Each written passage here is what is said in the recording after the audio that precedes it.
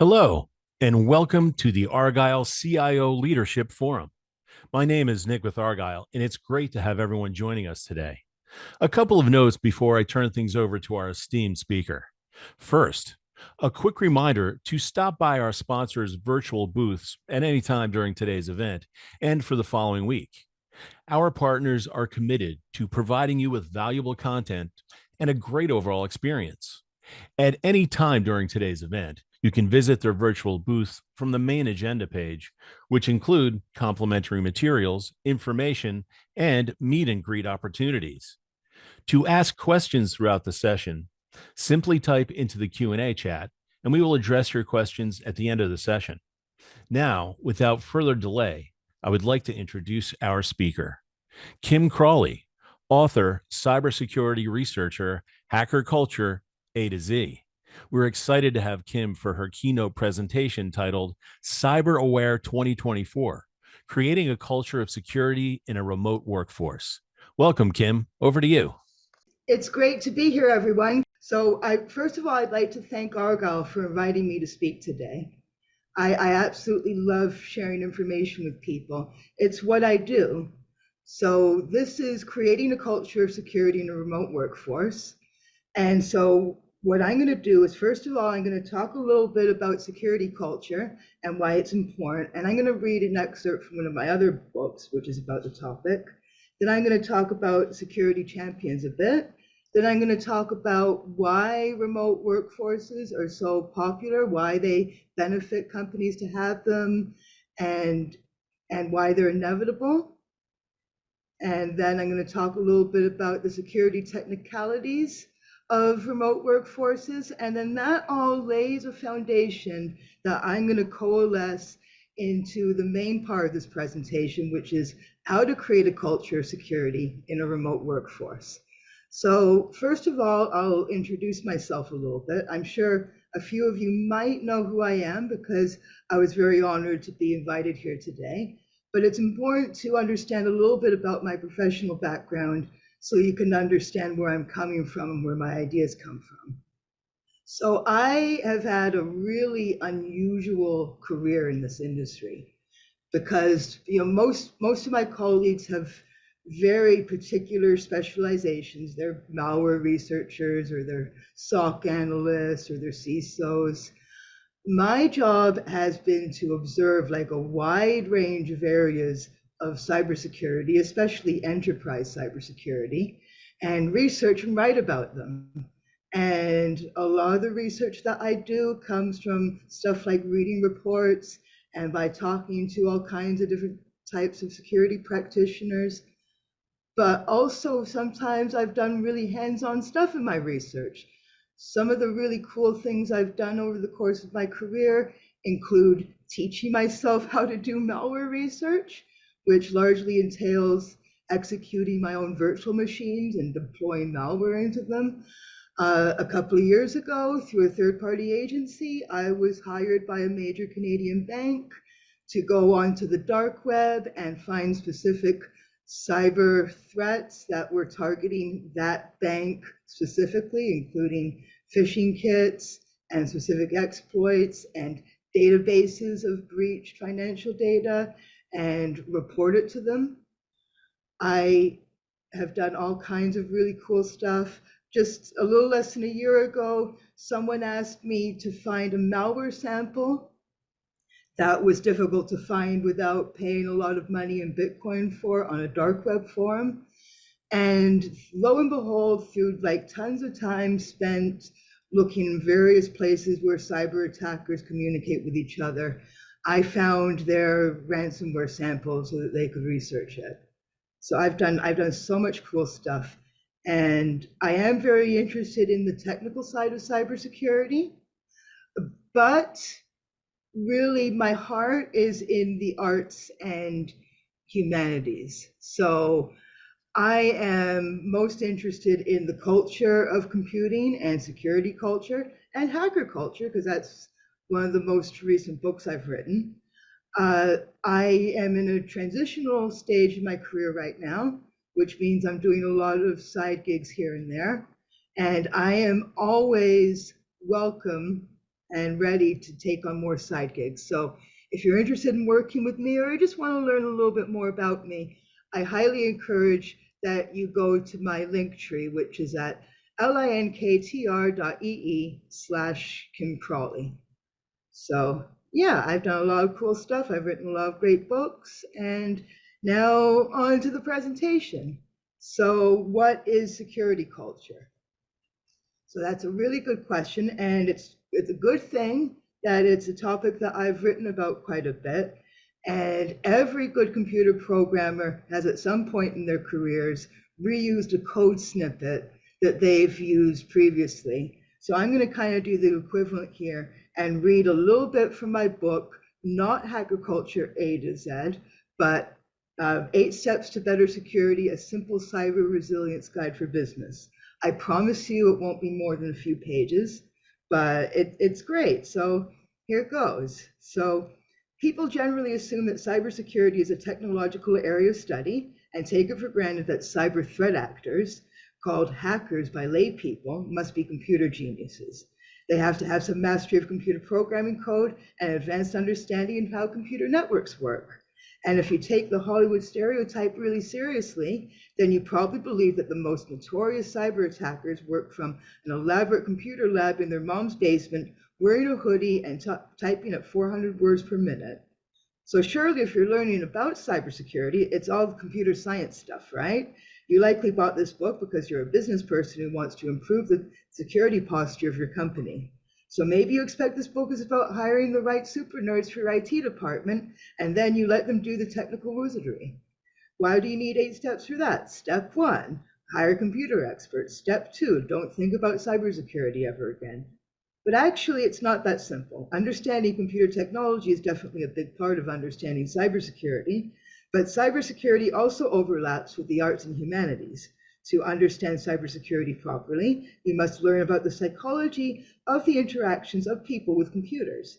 Then you must also learn the sociology of interactions of groups of people with computers and how people work with computers and how they influence each other's behavior. Cybersecurity is as much a human area of study as it is a technological area of study. So the first step to improving your company's security posture is to foster a strong security culture. Culture doesn't manifest in the firmware of your PC's motherboard, but rather culture is about the ideas, attitudes, and styles that people create and maintain in their interactions with each other. Your company could have the best security policies and the most expensive network security devices, but if the people in your company don't behave in a secure way, improving your security posture will be an uphill battle. So I'll stop reading from my book. So in a nutshell, security culture is the attitude your employees and executives have about cybersecurity, and that attitude will reflect how they act every day. Will they share passwords with each other so they can log into each other's accounts for the sake of convenience? Will they post your organization's network schematics to Instagram or mention your company just paid a ransom of $1 million worth of Bitcoin to an attacker? Or will they be security champions? Will they spot a security vulnerability in an application your company develops and report it to your dev team? Will they do the right thing and critique their company's policies and procedures for ways to improve their security posture rather than blame their users for huge breaches, like a certain consumer DNA testing company?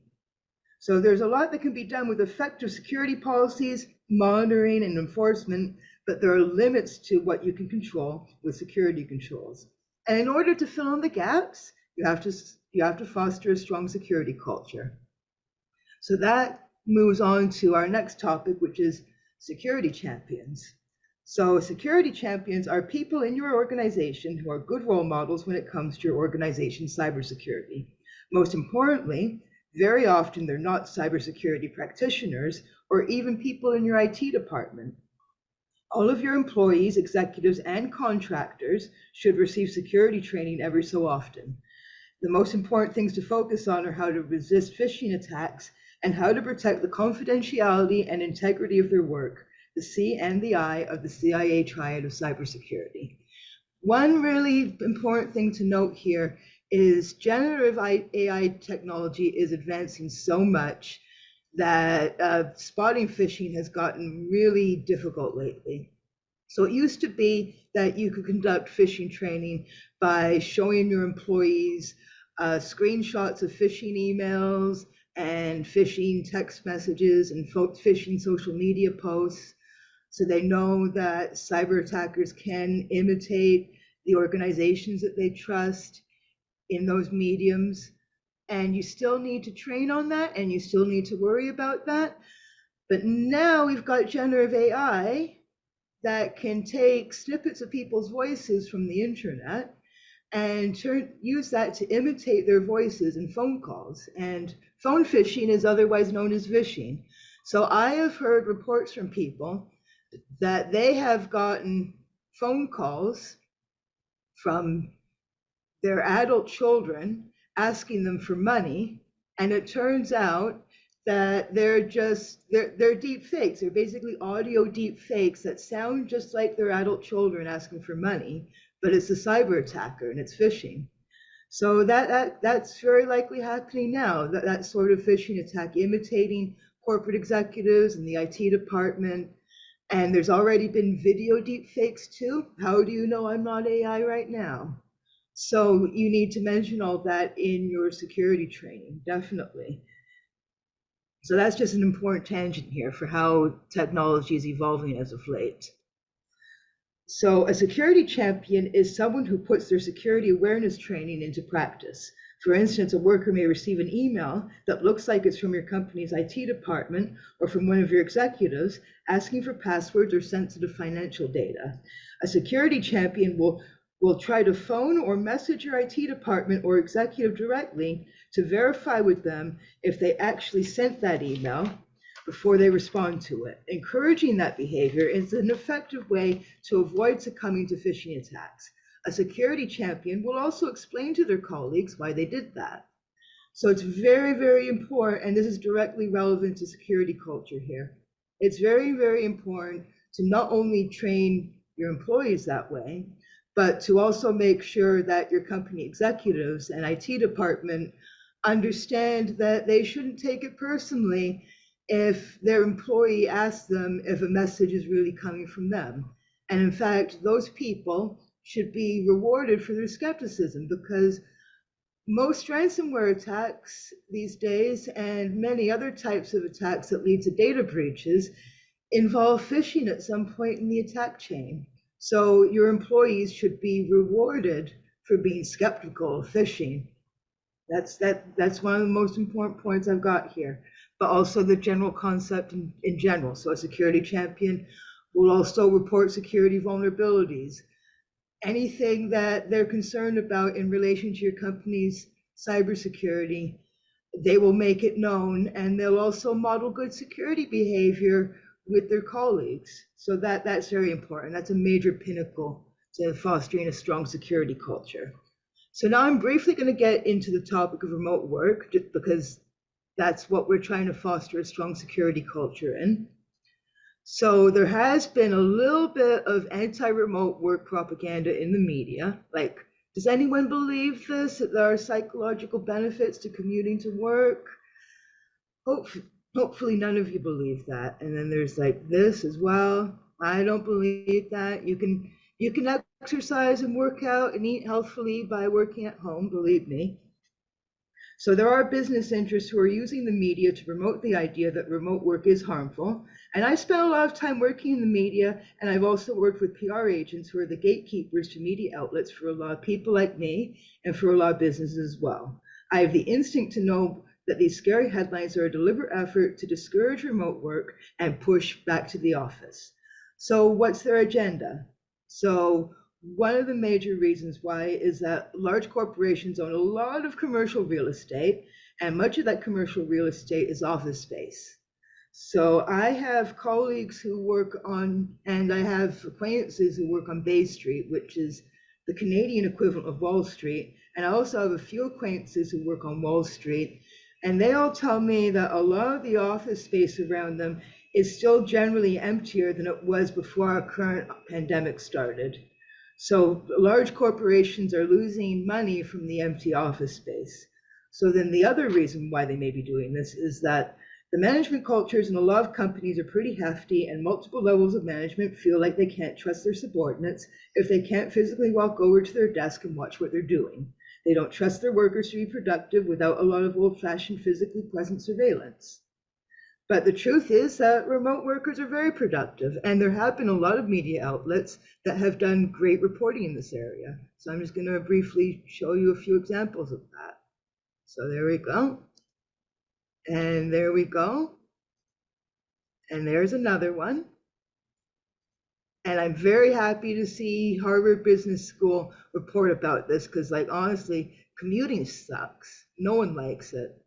And it does hamper productivity, and it gets people in the wrong headspace. Here's another one. And here's a lot of what's been going on in the background, the empty offices and low construction and whatnot. And no, remote work doesn't stifle innovation. And so that leads into some really useful research that I came upon, which is from Deloitte, that does a lot of really great research in this area. So this is a report by Deloitte's Steve Hatfield, and it's titled Rethinking the Ways We Look at Productivity in a Work from Anywhere World. And I'm not going to read the whole report. I'm just going to briefly skim through the important parts. So it starts off this way. Early in the shift to mostly remote work, one of the primary concerns of organizations was how to maintain productivity in a digital workplace environment. There had been an entrenched orthodoxy that remote work hampered productivity, underscored by management concerns that productivity is harder to measure when you cannot physically see employees on site in their offices and cubicles. However, the productivity gains realized over the pandemic imploded that orthodoxy. In fact, broadly speaking, we have seen a spike in productivity in the United States during the pandemic. And then Deloitte cites Bloomberg for that claim. These dynamics challenge us to evolve and elevate our models of productivity, what it means, how to measure it, and importantly, how to humanize it. So the 3 E's in this Deloitte report are work effectiveness, work efficiency, and workforce empowerment. So here's briefly how they define each of these terms. So Deloitte defines work effectiveness as focusing on outcomes rather than inputs. As they said, shifting to measuring accomplishments and outcomes over activities and labor hours allows organizations to cultivate a work environment of high-performing and productive teams. And I got a little bit of a personal anecdote here because I have always worked remotely, even before the pandemic.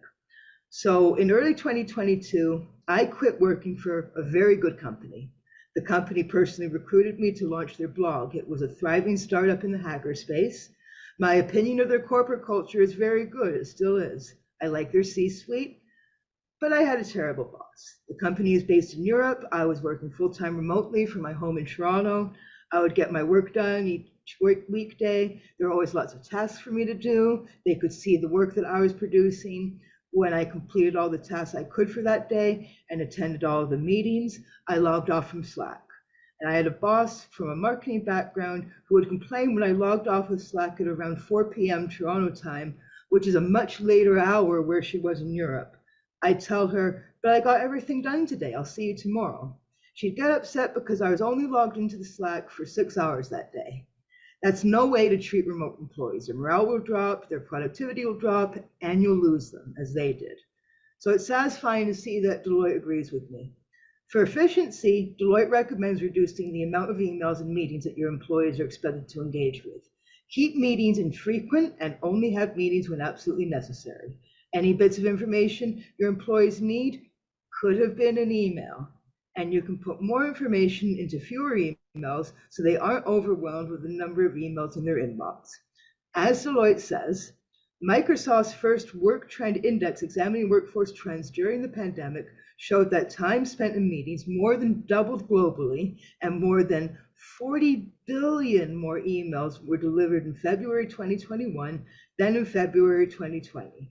While collaboration platforms generally include the functionality needed to obviate many meetings and emails, Our ingrained and inefficient email and meeting culture is a holdover from in-person work that organizations still struggle to relinquish.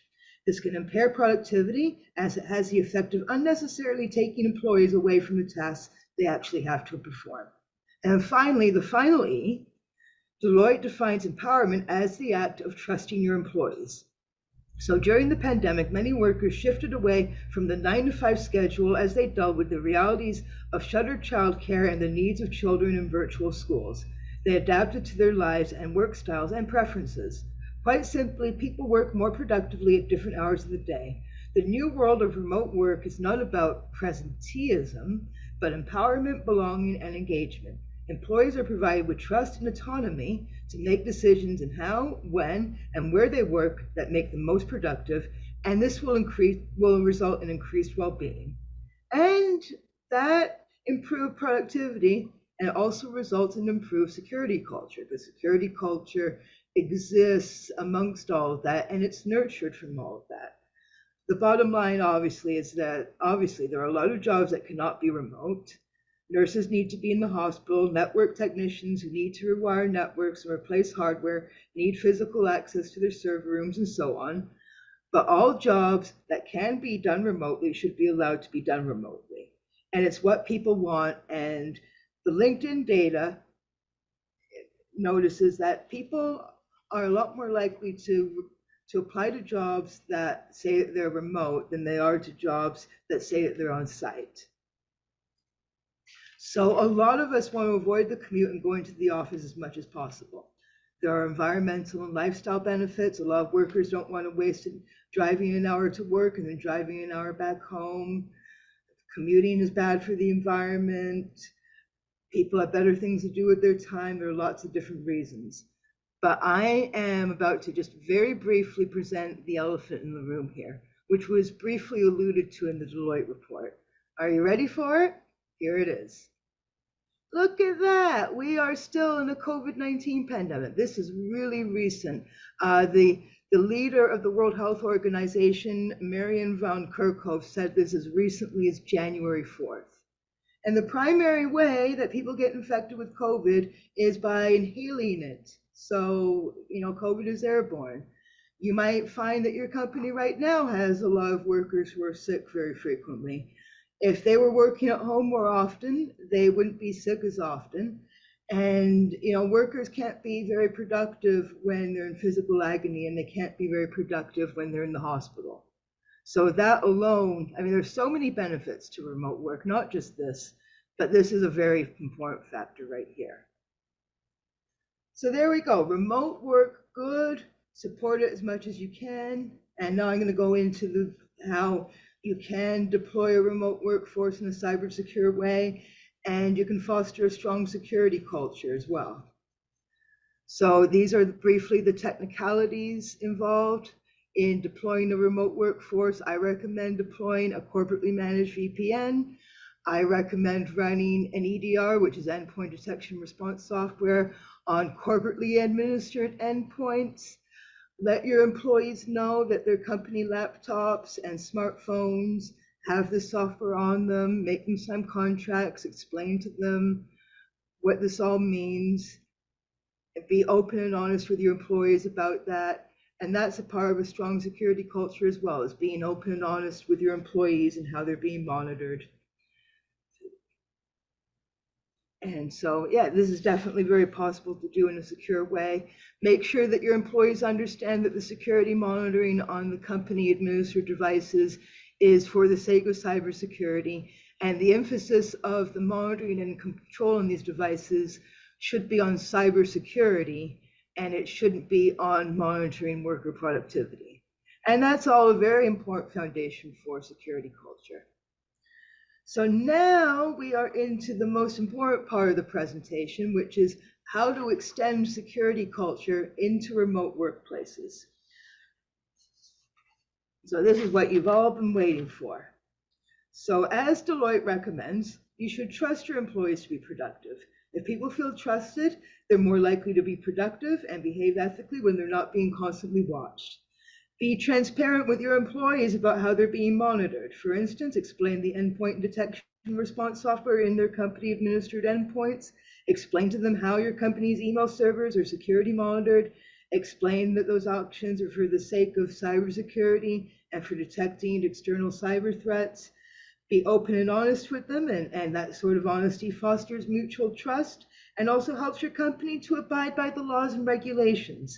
Provide regular security awareness training for absolutely everyone in your organization. It might be tweaked a little bit according to the employee's roles, but everyone should be getting this training. And the emphasis should be on phishing awareness and on handling company data in a secure way. Always use the carrot instead of the stick as much as possible. Reward your company security champions. So that's what having a security champions program is all about. It can be deployed kind of like a bug bounty program where you give small monetary rewards to employees that notice security vulnerabilities in your organization and report them. I think that so that's people who spot security vulnerabilities, people who engage in cybersecure behavior, such as resisting phishing attacks, for instance. That is a very important part of fostering a strong security culture, is rewarding people when they do the right thing and rewarding good role models and keeping everyone's morale up too and being open and honest with people. And that's easy to deploy in a remote workforce. If, for instance, an employee is skeptical that a phone call or an email came from who it says it's from, they can email or phone call that corporate executive or that IT department directly to verify. There are so many different ways to do this. So I designed all this part of my presentation just by the stuff off the top of my head about security champions programs. A lot of what you'll read out there focuses more on security champions programs for software developers and IT people, but I differ in how I think it's important for all kinds of employees, not just for software developers. And so there you go. So this winds everything down here. So build a relationship based on trust and based on the 3 E's. Secure technological deployment and security monitoring that you're open and honest about, security training, reward security champions, use carrots, not sticks, reward your employees. And just a little bit of citations and credits here. And and I'm always open and willing and open-minded about new work opportunities. And if you want to learn more about me as well, please visit my link tree. And yeah, I look forward to meeting you and speaking with you. So now I'm ready for the question and answer session. Great. Excellent. Yeah, I think we only have time for one question, Kim, but this is a good one from the audience. One of my concerns with remote work is the need for additional tools for communication and collaboration. Are there any tools you recommend to help support both? This might be a counterintuitive answer, and there are limitations to the application, but I'm a big fan of the Signal app. The encryption deployment of Signal is very strong. You can both do chat, and I've done group chat in Signal, and you can also have phone calls over Signal as well. It doesn't suit everyone's needs. It doesn't have the functionality of Microsoft Teams or anything like that. But if you simply need to talk to your employees and have text chat and do phone calls with them, it might not be the first answer everyone has, but I'm a big fan of Signal. If all you got to do is text and have phone calls, it's a good solution. I recommend it. Great. And I think we might be able to squeeze one more really quick one in. Here's one from the audience. Can you share insights into effective ways to identify and reward security champions? Yeah.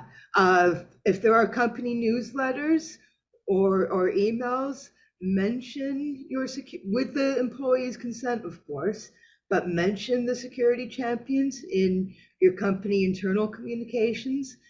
And if you possibly can, consider monetary rewards like cash bonuses for security champions as well.